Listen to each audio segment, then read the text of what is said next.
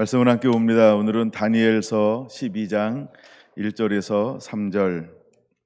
그때에 내가 민족을 호위하는 큰 군주 미가엘이 일어날 것이요 또 환란이 있으리니 이는 개국 이래로 그때까지 없던 환란일 것이며 그때 내 백성 중 책에 기록된 모든 자가 구원을 받을 것이라. 땅의 티끌 가운데에서 자는 자 중에서 많은 사람이 깨어나 영생을 받는 자도 있겠고 수치를 당하여서 영원히 부끄러움을 당할 자도 있을 것이며 지혜 있는 자는 궁창의 빛과 같이 빛날 것이요 많은 사람을 옳은 대로 돌아오게 한 자는 별과 같이 영원토록 빛나리라. 아멘. 이기는 자가 되어야 한다. 43번째입니다.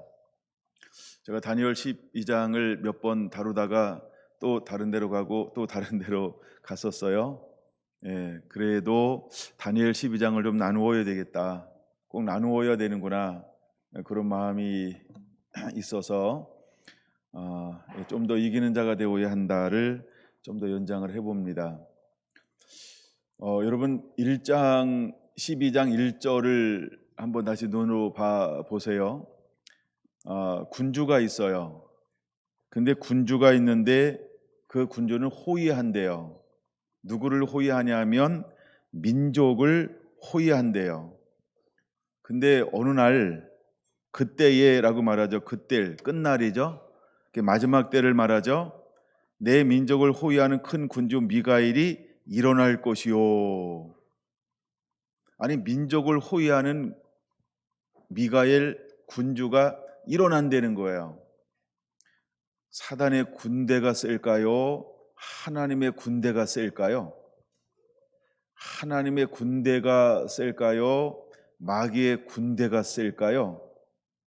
마지막 때 군주가 일어나는데 뭐 하는 군주라고 말하고 있죠? 호위하는, 그렇죠? 호위한다는 거예요. 이 말 너무 멋있지 않아요? 그런 군주가 일어나서 민족을 호위한다. 그러면 그 미가엘 군대 장관 밑에 수많은 군대 천사들이 있죠. 그런 그 미가엘 군대 장관 밑에 있는 수많은 천사들은 누구를 호위할까요? 누구를 호위할까요? 거기 보면 나오죠. 누구를 호위할까요? 믿음의 사람들을 호위할 거예요. 말씀의 사람들을 호위할 거예요. 하나님의 책에 기록된 사람들을 호위할 거예요.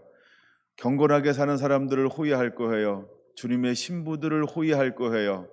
마지막 때 복음을 위해서 땅끝까지 전파하며 두 증인의 삶을 살아가는 사람들을 호위할 거예요. 할렐루야. 그러면 우리가 믿음으로 살면 마지막 때가 온다 할지라도 누가 우리를 보호하신다는 걸 말씀하고 있는 걸까요? 하나님이 우리를 하나님의 천사를 통하여 보호할 것이다. 호위한다니까요. 호위하고 있어요. 그럼 마귀가 와서 우리를 어떻게 할 수 있을까요? 어떻게 할 수 있을까요? 믿음이 오나요?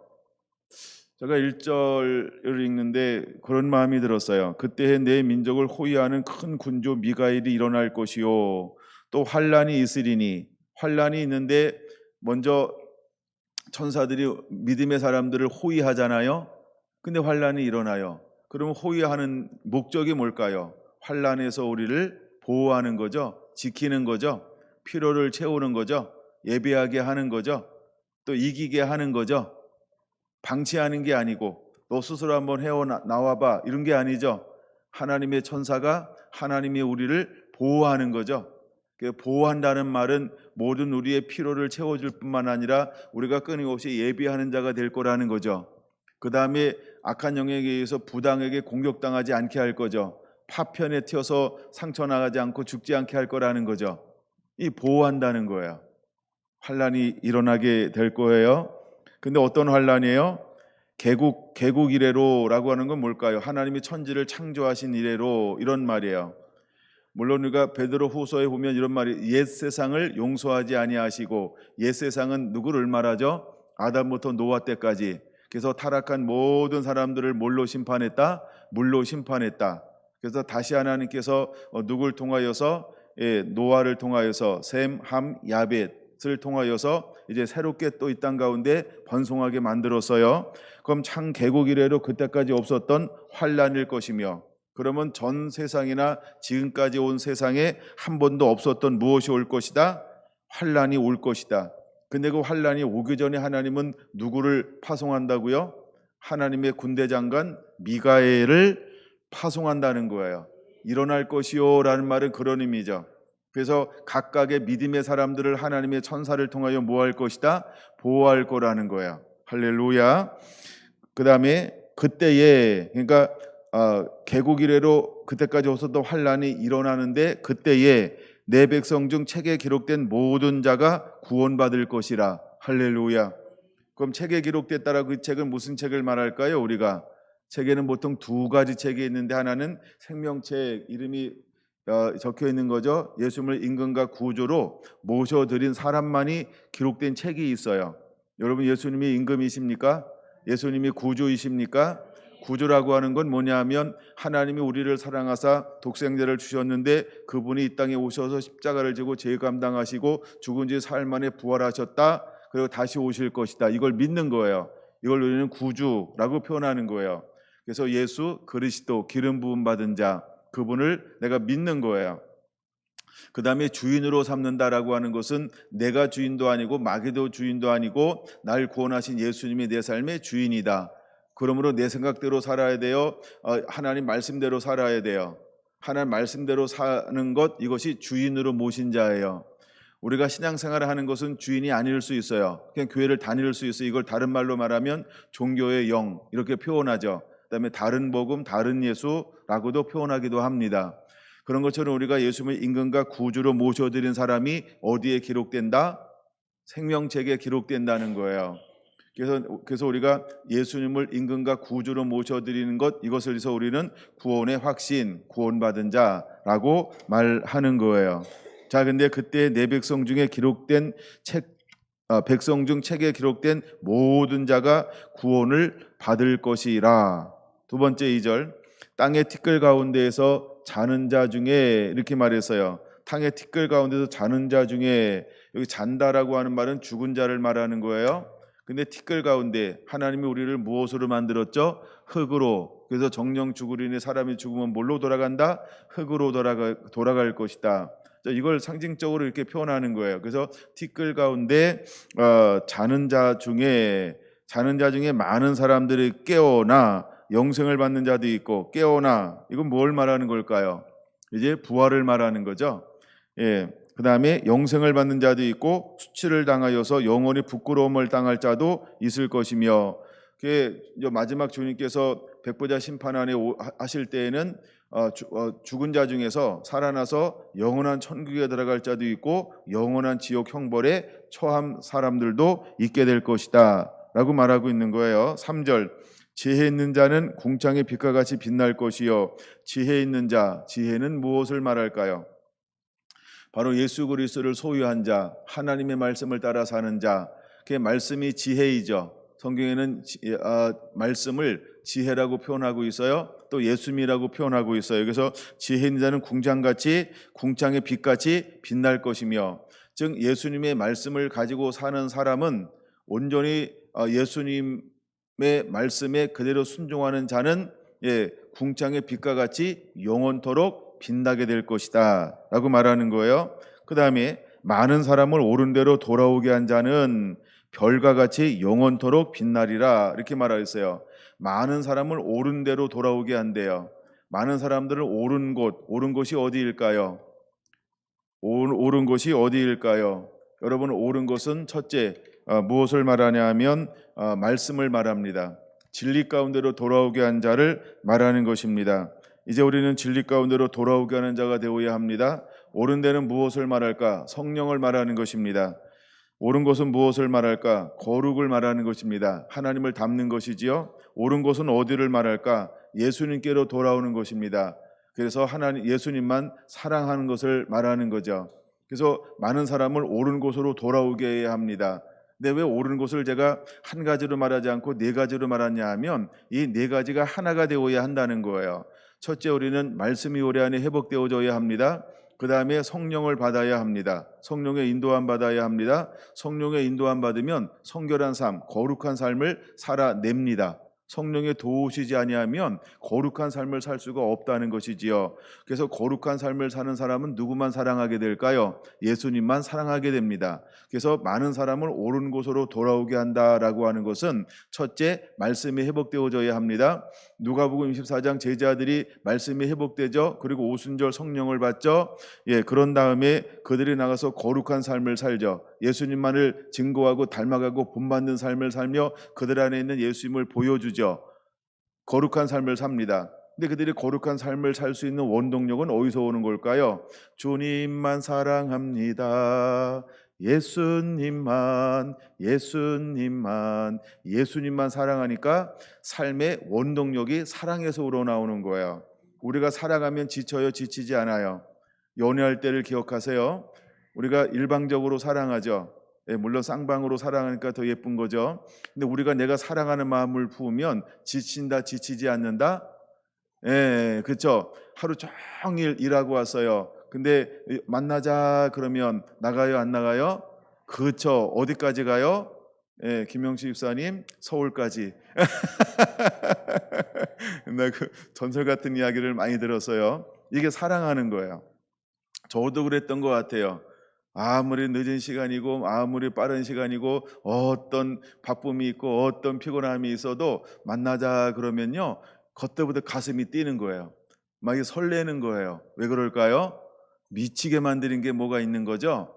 그게 사랑이라는 거예요. 여러분, 사랑하면 다 주고 싶죠?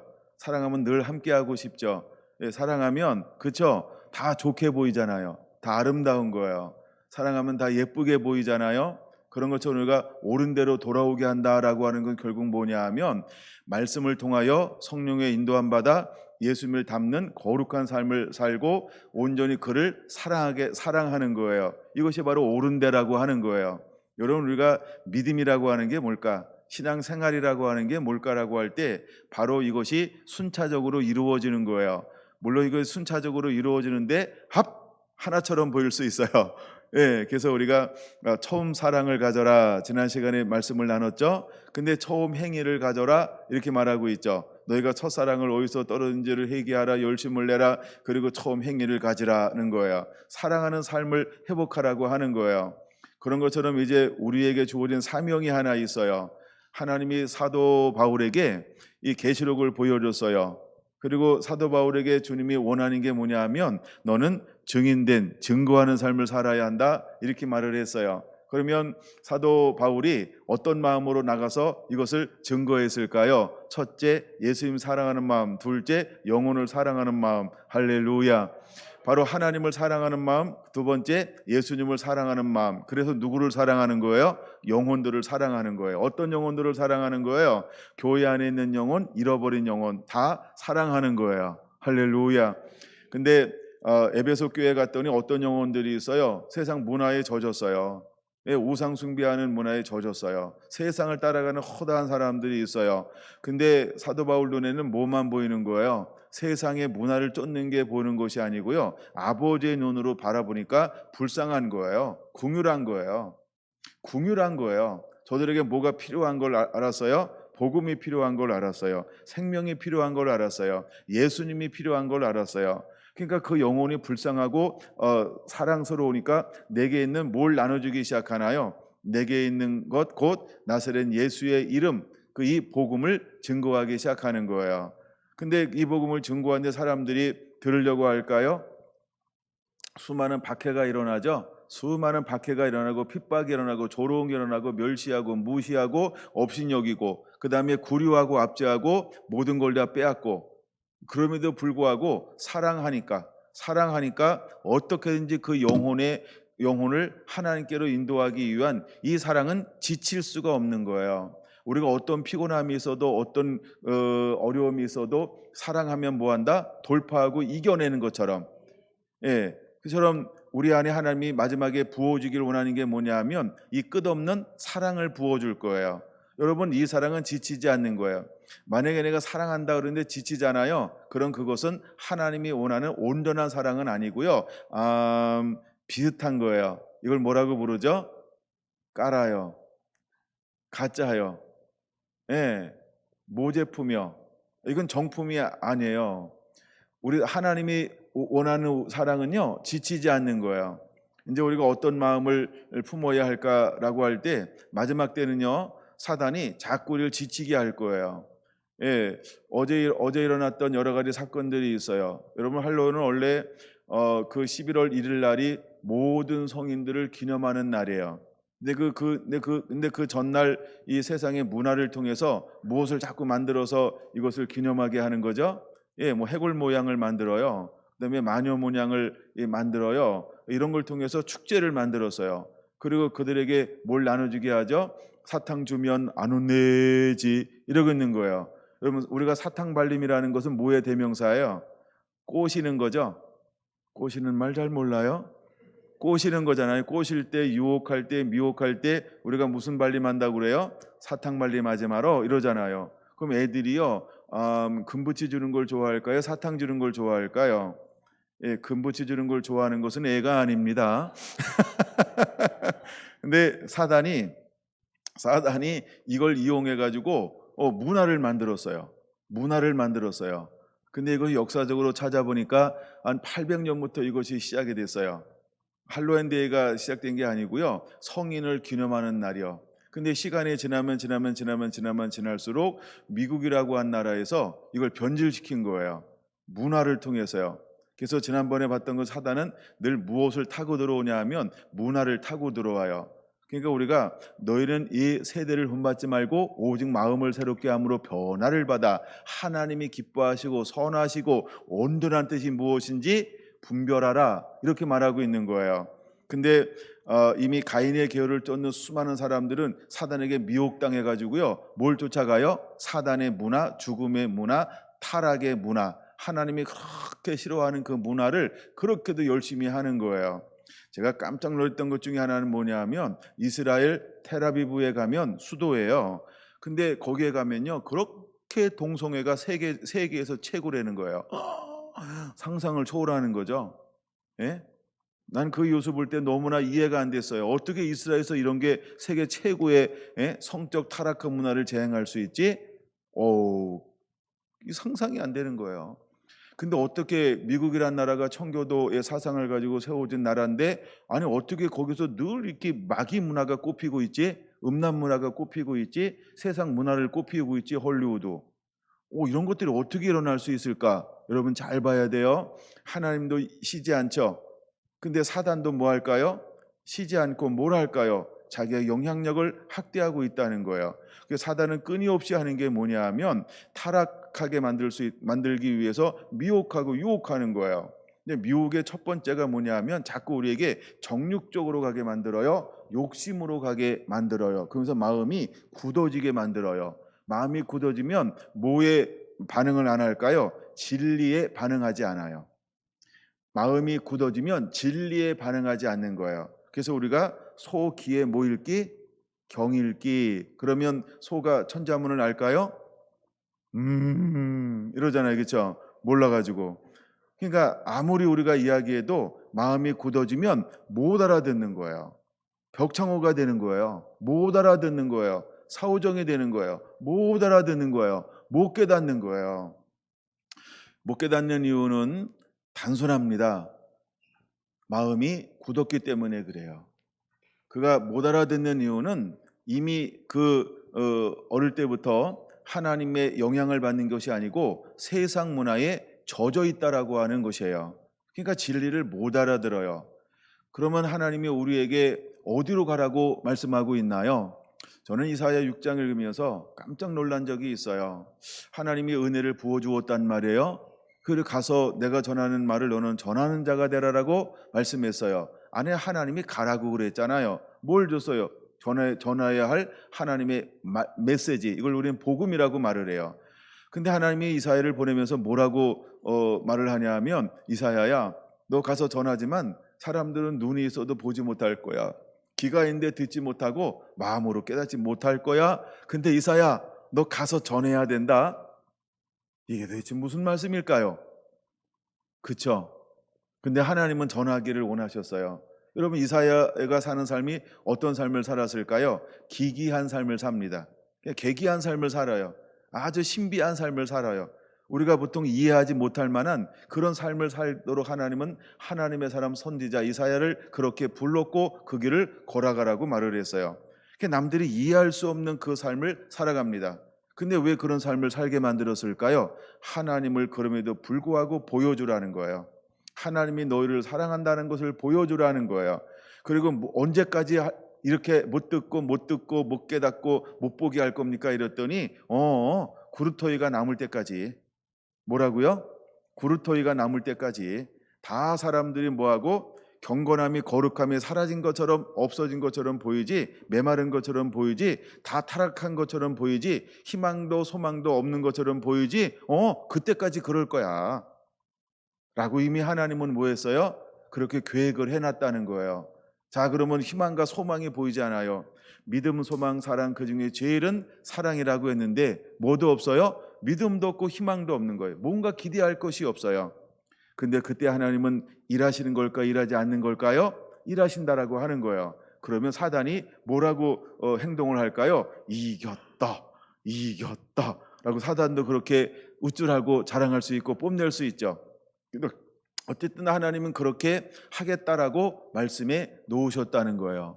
근데 하나님의 때가 되면 놀라운 일이 벌어지는 거죠. 어떤 일이 벌어지나요? 그 구루터기에서 뭐가 나기 시작해요? 싹이 나기 시작한다는 거예요. 죽은 줄만 알았는데, 소멸된 줄만 알았는데 거룩함이 이 땅 가운데서 사라지고 온통 세상의 나라, 세상의 문화에 자기 것 타락으로만 가득할 줄 알았어요. 하나님을 경배하고 찬양하고 사랑한 사람이 아무도 없을 것처럼 사단이 생각했단 말이에요. 근데 여러분 잘 보세요. 하나님의 역사는 죽을래야 죽일 수가 없는 거예요. 하나님의 생명은 끊을래야 끊을 수가 없는 거예요. 여러분, 사단이 우리를 어떻게 짓밟는다 할지라도 우리는 죽을래야 죽을 수가 없다라고 하는 걸 우리가 알아야 합니다. 여러분, 나는 죽어도요 복음은 죽지 않아요. 나는 죽어도요 예수님 말씀은 죽지 않아요. 나는 죽어도요 성령은 소멸되지 않는 거예요. 반드시 하나님의 때가 되면 하나님은 누구를 찾냐 하면 하나님 마음에 합한 사람을 찾는 거예요. 그래서 사도행전 12장 22절에 보니까 사무엘상 17장에 있는 말씀을 인용하는 거예요. 다윗을 만나는 내 마음에 합하도다. 사도행전 13장 22절 내 마음에 합한 자 다윗을 통하여 내 뜻을 다 이루리라. 이렇게 말씀하고 있어요. 언제든지 하나님은 누구를 통하여 하나님의 나라와 일을 행하시냐 하면 하나님의 마음에 합한 사람을 통하여. 여러분, 우리가 충성할 충자를 쓸 때 어떤 한문으로 어떻게 쓰나요? 머릿속에 딱 떠올랐나요? 가운데 중 마음 심. 이게 충성이라는 거예요. 그러면 가운데 중에요. 가운데 뭐가 있어요? 마음이 있어요. 그러니까 마음의 가운데 누구를 모신 사람일까요? 예수 그리스도를 모신 사람. 그 마음으로 마음의 중심을 다 하는 걸 우리는 뭐라고 표현할 수 있을까요? 충성이라고 표현하는 거예요. 그래서 하나님이 원하는 사람은 어떤 사람을 찾냐 하면 충성된 사람을 찾는 거예요. 제가 몇 번 얘기했죠. 아브라함을 하나님께서 갈대아 우르에서 불렀단 말이에요. 근데 하나님은 아브라함을 부르기 전에 아브라함 속에 있는 뭘 봤어요? 마음이요. 근데 그 마음에서 뭘 찾아낸 거예요? 허허, 아브람은 충성되구만. 하나님이 뭘 봤다고요? 충성됨을 보시고 느헤미야 8장 7절 8절에 그렇게 말씀하고 있는 거예요. 여러분, 하나님께 다윗을 양우리에서 불렀어요.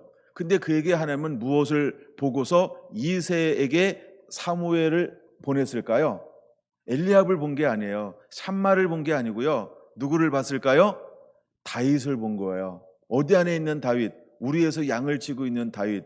그에게서 하나님은 무엇을 봤을까요? 마음을 봤어요. 마음에 무엇을 봤을까요? 충성되며 충성됨을 본 거예요. 그래서 하나님은 사무엘을 보내서 이새의 집으로 가라. 그리고 내가 거기서 왕의 기름을 부을 자를 만나게 될 것이다. 하나님의 사무엘을 보낸 거예요. 할렐루야. 여러분, 하나님은요 우리에게 뭘 볼까요? 저는 신약에서 사도 바울을 볼 때 하나님이, 사도 바울은 아주 죽이는 자, 살인자예요. 그는 아주 냉수 같은 사람이에요. 교회로 말하면 적이란 말이에요. 누가 그러는 거죠? 사울이 죽었으면 좋겠다. 왜? 수많은 교회를 핍박하니까요. 핍박의 앞잡이에요. 근데 하나님은 그에게서 뭘 봤을까요? 충성됨을 봤어요. 한결같은 마음을 보았어요. 그래서 하나님께서 그를 찜하기로 작정을 했어요. 내가 저를 찜하면 저는 이제 나를 위해서 충성하겠구나. 그래서 그는 비지를 위해서 한결같이 충성하잖아요. 그래서 하나님께서 그를 어디서 만나준 거예요? 다메섹에서 만나준 거예요. 다메섹 도상 길 위에서 그를 만나준 거죠. 제일 만나주고 난 다음에 그에게 일어난 첫 번째 현상이 뭘까요? 눈이 머는 거예요. 왜 앞을 보지 못하게 만들었을까요? 그렇죠? 그는 지금까지 잘못된 진리를 보고 살았다. 너는 잘못된 교육의 희생양이다. 그래서 너는 사단의 앞잡이가 되었고 종교의 영의 수하가 되었다. 근데 너는 이제는 무엇을 위해서 살아야 된다? 나를 위해 살아야 된다. 생명의 빛을 비추는 자로 내가 너를 부르고 택하였다. 난 너를 이방인을 담아내는 그릇이기를 원한다. 그리고 이스라엘의 많은 왕들과 고관들에게 복음을 전하는 자로 내가 너를 불렀다. 너는 강하고 담대하라. 근데 이 가운데 가치관의 혼란이 일어날까요? 일어나지 않을까요? 가치관의 혼란이 일어나요. 그래서 하나님이 그를 어디로 보내요? 사마리아 강나라도 보내고 예루살렘도 보내고 그 다음에 10여 년 동안 그를 어디로 가서 칩거하며 살게 만들었어요. 고향이요. 여러분, 고향은 대부분 언제 가는 걸까요? 꼭 그런 건 아닌데 한번 이해하고 들으세요. 그쵸? 실패했을 때요, 낭망했을 때요, 절망했을 때요, 갈 데 없을 때요, 최종 안식처가 되는 거예요. 그게 고향이라는 의미가 있어요. 근데 하나님은 사도 바울을 어디로 보냈을까요? 고향으로 보내서 10여 년 동안 평범한 삶을 사는 것처럼 그를 만들어 놓았어요. 근데 그 긴 시간 동안 하면 무엇을 만진 걸까요? 잘못된 가치관을 복음의 가치관으로, 생명의 가치관으로 죽음을 빼내고 생명을 집어넣은 거예요. 그러던 어느 날 점점 그가 하나님을 다메섹에서 만났죠. 그리고 가치관의 변화들의 씨름이 일어나서 다듬어졌죠. 그리고 때가 되니까 이스라엘의 환란이 일어나고 핍박이 일어나게 만들어요. 점점 사람들이 흩어지기 시작을 하는 거예요. 이제 때가 되었다. 하나님이 누구를 파송합니까? 충성된 사람 바나바를 파송하는 거예요. 그래서 그를 통하여 그를 데리고 안디옥으로 가게 하고 안디옥에서 사역을 시작하는 거예요. 워밍업이죠. 그리고 1년 정도 사역을 하고 난 다음에 하나님의 성령이 드디어 때가 되니까 말씀을 하는 거예요. 내가 나의 원하는 일을 위하여 사람을 따로 세워라. 근데 누가 따로 세움을 받았어요? 그렇죠? 바나바와 사울이 따로 세움을 받아요. 그런 다음에 하나님은 그 충성된 누구를, 사도 바울을 이제 무엇으로 하기 시작하는 거예요? 드디어 10여 년 전에 불렀던 그 사명, 그것을 위해 드디어 하나님이 그를 들어 쓰기 시작하는 거예요. 근데 하나님이 그를 들어 쓰기 시작한 그날부터 사도 바울은 어떤 인생을 살아가나요? 그렇죠? 나의 달려갈 길을 다 달려가는 충성된 삶을 사는 거예요. 그는 앞에 있는 면류관을 위해서 뒤에 있는 것 전부 잃어버리고 나의 부르심을 위해서만 달려가는 삶을 산다는 거예요. 할렐루야. 여러분, 하나님은 우리에게 뭘 보실까요? 마음이요. 여러분 어떤 마음을 품고 사나요? 여러분 어떤 마음을 품고 사는 거예요? 여러분, 우리는 한결같이 충성된 자가 되어야 할 줄로 믿습니다. 그래서 하나님은 누구를 통하여 일하시냐 하면 충성된 자를 통하여서 하나님의 나라, 하나님의 뜻을 이루기를 원하는 거예요. 아멘. 여러분, 우리 마음이 이런 후라이팬에 있는, 아니다, 죽그릇인가 냄비인가 이렇게 죽글듯 한다 이런 표현이 있잖아요. 그렇죠? 이거 언제 쓰는 표현일까요? 마음을 이렇게도 하고 저렇게도 하고 이렇게도 하고 하여간 상황에 따라서 계속 중심이 바뀌어. 그럼 우리가 그 사람을 향하여 뭐라고 이야기할까요? 야, 넌 어째 마음이 죽을 듯하냐? 이 말은 무슨 의미가 있는 걸까요? 나는 너를 언제 신뢰할 수 있겠니?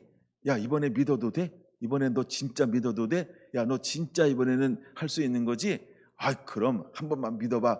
이번엔 달라. 아이고, 내 옛날 나 아니야. 이제 많이 변했어. 다쳤어. 아이, 내가 많이 그랬잖아. 너도 알잖아. 이러면서 막 자기를 또 막 변호해요. 뭐 하는 사람이라고요? 신뢰할 수 있는 사람이라고요.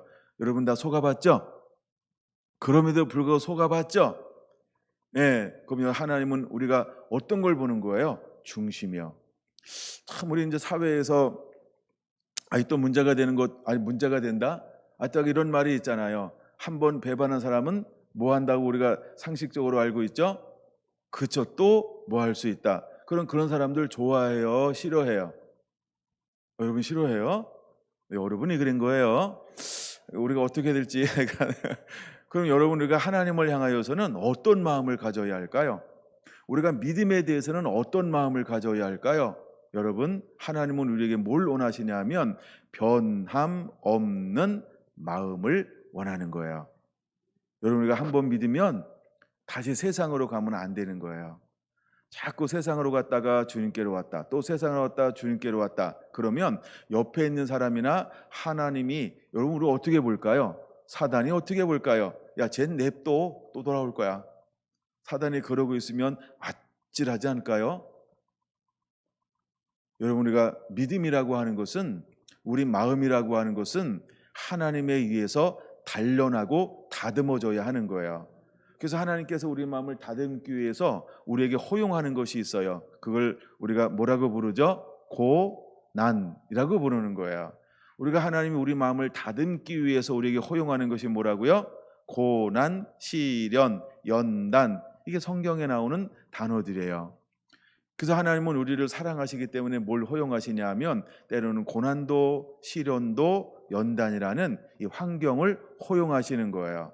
그럼 이 세 가지라는 환경을 주면서 우리에게 뭘 하기를 원하시는 걸까요? 깨달아라, 깨달아라, 깨달아라 라고요. 우리가 정말 깨달았다 그러면 다시 옛길로 돌아갈까요? 안 돌아갈까요? 진짜 깨달으면 안 돌아가고요. 깨달은 척하면 돌아가는 거예요. 그렇죠? 그래서 여러분, 우리가 사람은 무엇을 보아 알 수 있다라고 하나님은 말씀하시고 있나요? 그 열매를 보아 그를 알 수 있다는 거예요. 그렇죠? 네, 열매를 보아 그를 알 수 있다는 거예요. 근데 여러분 잘 한번 들어보세요. 좋은 나무는 무슨 열매만 맺나요? 잘 알고 계시네요. 그러면 또 하나인데요. 뭐 질문하게 다 아시죠? 나쁜 나무는 무슨 열매를 맺을까요? 다 아시네요. 그렇죠? 물론 대답은 다 안 하셨지만, 자 보세요. 그러면 여러분은 한 주간을 살면서 어떤 열매를 맺었을까요? 사람들은 나에게서 어떤 열매를 보고 있을까요?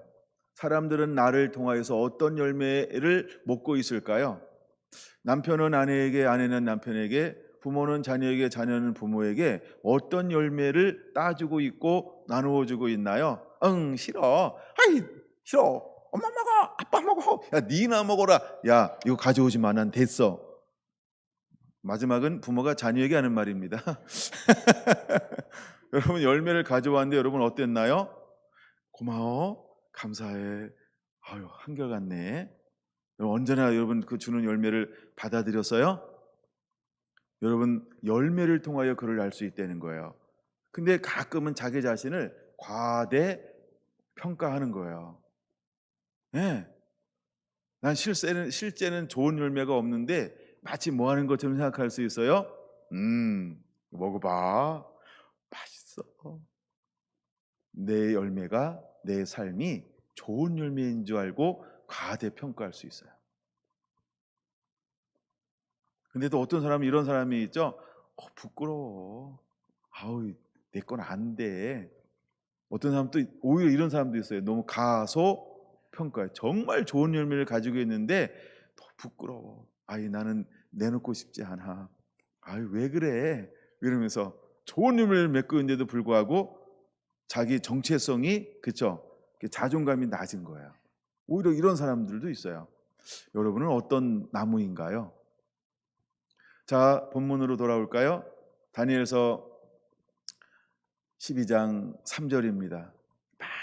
많은 사람을 옳은 대로 돌아오게 한 자는, 많다라고 하는 기준이 없겠죠?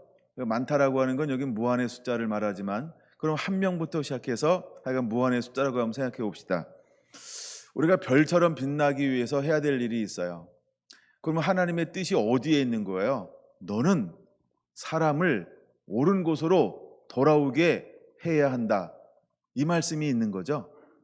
사도행전 1장 8절이 똑같은 말씀이에요. 자, 내가 너에게 이제 위로부터 능력을 부어줄 거야. 그럼 뭘 하라고 말씀하고 있나요? 너는 땅 끝까지 이르러 뭐 하라고요?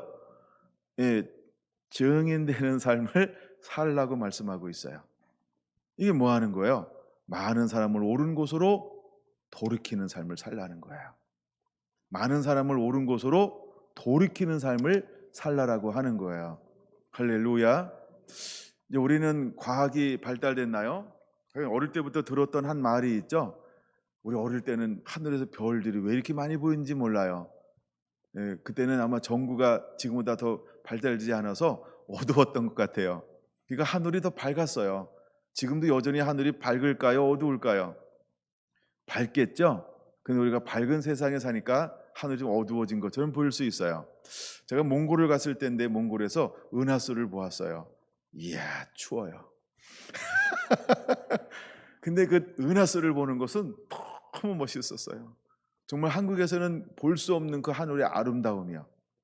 네, 거의 러시아 국경 근처까지 갔었는데 그때 본 그 은하수가 지금도 생생하게 기억나요. 또 가고 싶지 않을까요? 그치, 기회만 되면 또 가고 싶어요. 근데 어쨌든 한번 봤으니까 그것도 너무 감사한 거죠. 근데 우리가 이런 게 있어요. 여러분, 별똥이 떨어져요. 그럼 우리가 이제 이거 우리 문화에 있잖아요. 별똥이 떨어지면 뭐라고 생각하죠? 사람들이 누군가 죽었나? 그렇죠? 이렇게 이런 생각도 있죠. 또 희한한 별이 하나 쨍 하고 막 비쳤어요. 그럼 사람들이 뭐라고 이야기하죠? 성인이 태어났나? 왕이 태어났나? 군자가 태어났나? 막 이렇게 누가 위대한 사람이 태어날 거라고 하는 징조? 이렇게 보는 경향이 있죠. 그래요, 안 그래요? 저는 한국 문화에서 살고 있어요. 여러분 어떤 문화에서 오셨나요? 반응을 해주셔야 합니다. 그러니까 두 문화가 있다는 거 있죠. 하나는 쨍 그러면 태어났다. 별똥이 떨어지면 누가 죽었나? 근데 유난히 반짝이는 그 별똥이 있어요. 떨어지는 그건 우리가 뭐라고 생각해요? 성인이 죽었나? 누가 높은 사람이 죽었나? 이렇게 말하곤 하지 않나요? 자, 그럼 보세요. 그런 것처럼 3절에 많은 사람을 옳은 곳으로 돌아오게 한 자는 하늘의 별처럼 빛나리라. 누구를 상징하는 거예요? 한 사람, 한 사람, 한 사람. 즉 한 영혼, 한 영혼, 한 영혼들을 무엇에 비유하고 있어요? 하늘의 별처럼이요. 그럼 여러분은 뭐하는 인생, 뭐하는 삶을 살아야 하는 사명, 부르심이 있는 걸까요? 이제는 사람들을 옳은 곳으로 돌아오게 하는 삶이요. 할렐루야. 자, 옳은 곳이라고 하는 것은 네 가지로 말씀드렸어요. 첫 번째, 어디로 돌아오게 해야 한다? 말씀으로요. 이건 구체적인 것은 오후에 나눌게요. 말씀으로 돌아오게 해요. 두 번째는 어디로 돌아오게 해야 된다? 성령으로 돌아오게 해야 돼요. 우리가 성령이 내주하지 않으면, 성령의 인도함 받지 아니하면 아무것도 아니기 때문에 그런 거예요. 세 번째, 우리가 이제 말씀도 해보게 됐어요. 그다음에 성령이 우리 안에 이제 내주하시기 시작해요. 그 다음에 내주하시면 우리 안에 어떤 변화가 일어나요? 예수님을 닮아가요. 그래서 우리 안에 거룩하도다. 하나님이 거룩한 것처럼 우리도 거룩한 삶을 살게 돼요. 성결한 삶을 살죠. 깨끗하고 정결한 삶을 살게 되어지는 거예요. 그래서 마음이 정결해져요. 마음이 정결해져요. 그 마음이 정결해지면 우리 성향이 어떻게 바뀌나요? 예수님의 마음처럼, 예수님의 심장처럼. 네 번째, 어떤 삶을 살게 될까요? 서로 사랑하라. 내가 너희를 사랑한 것 같이 너희도 서로 사랑하라. 이로써 너희가 내 제자인 것을 알게 되리라. 할렐루야. 우리가 서로 사랑하는 삶은 우리가 하나님의 사람인 것을 보여주는 거예요. 마지막 하나만 더 나누고 마칠 건데요. 세상 사람들은 교회를 다니는 사람에게 세상 사람은 교회를 다니는 사람에게 제일 먼저 구하는 게 뭘 구하든가요? 양보, 헌신, 희생, 나눔, 구제. 너 기도했니? 너 밥 먹을 때 보니까 기도 안 하더라. 뭐 이런 거. 뭘 기대할까요? 한마디로 통틀어 말할 때 뭘 기대한다고 볼 수 있을까요? 사랑이요. 맞습니까? 여러분도 동의합니까? 그러니까 제가 사는 문화 속에서는요, 제가 한국 사람이거든요. 근데 제가 사는 문화에서는 교회 다니는 사람들에게 뭘 구하냐 하면 사랑을 구하더라고요. 그러면 세상 사람들도 교회 다니는 사람들은 뭐 하는 사람이 교회 다니는 사람이야 라고 하는 걸 인정한다는 거예요. 사랑하며 사는 사람은 교회 다녀. 이걸 아는 거예요, 모르는 거예요? 암묵적으로 그렇게 알고 있는 거예요. 여러분이 하여간 다른 종교 다니는 사람에게 사랑을 구합니까? 자비를 구하나요? 덕을 구할까요? 근데 하여간 이미 예수 믿지 않은 사람들도요, 예수 믿는 사람들은 뭐 할 줄 안다라고 그렇게 인정하고 있어요? 사랑해야지 라고 한다는 거예요. 여러분, 이제 우리는 어떤 삶을 살아야 할까요? 사랑하는 삶을 살아야 합니다. 할렐루야. 욕심을 이기는 방법이 뭘까요? 사랑하며 사는 것입니다. 자기중심적 삶을 이기는 삶의 비결은 어디에 있을까요? 사랑하며 사는 것입니다. 사랑은 내가 아니고 이기적인 게 아니고 이타적인 거죠. 이기적인 게 아니고 이타적인 거죠. 그러면 우리는 뭐 하는 삶을 살아야 할까요?